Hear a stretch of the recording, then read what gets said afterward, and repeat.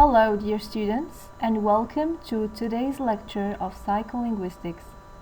Through this lecture, you will be able to remember the fundamental aspects in psycholinguistics and demonstrate their importance in developing readiness to deal with new pieces of information in regards to language comprehension. Initially, psycholinguistics is based on the study of how individuals comprehend, produce, and acquire language, and this is according to Carroll in his book, Psychology of Language. So this field embodies a multidisciplinary aspect whose concern mirrors insights such as cognitive psychology, theoretical linguistics, speech science, phonetics, computer modeling, neurolinguistics, clinical linguistics, discourse analysis, and pragmatics. As far as language comprehension is concerned, it's important to mention that speech is regarded as the cornerstone of human communication, and the ability to understand meanings is synonymous to the successful reception of the intended message.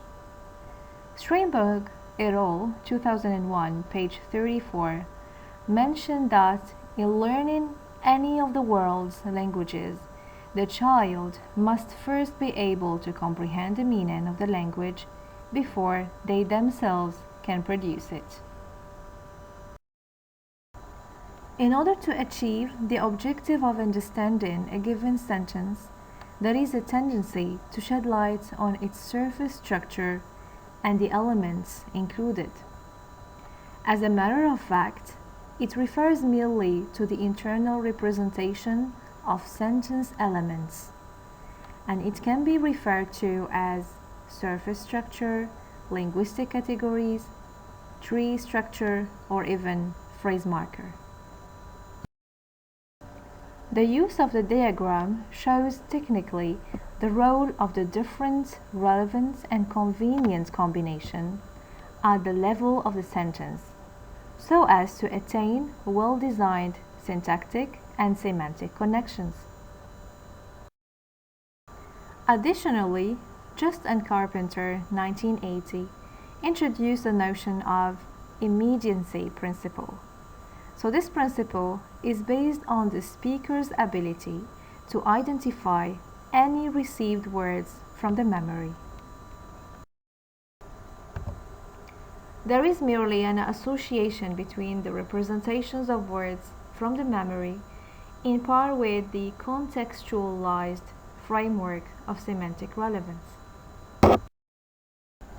It's noteworthy that the cohort model depends heavily on reliable and compatible words initials for an effective use of words that go in par with the context requirements and appropriateness of word selection.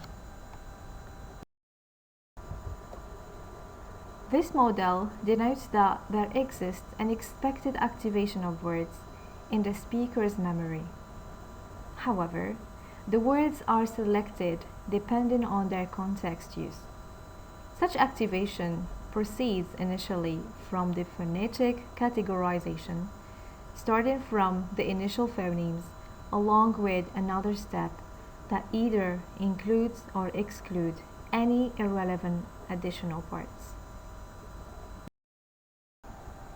So in order to make sure that the content dealt with has been effectively grasped, let's reflect on the following question. Is it necessary for us to have an awareness of the cohort model? Write a brief written account based on your understanding and critical thinking about this question. Here are the references taken into account, and these will help you for further reading. See you in the next session.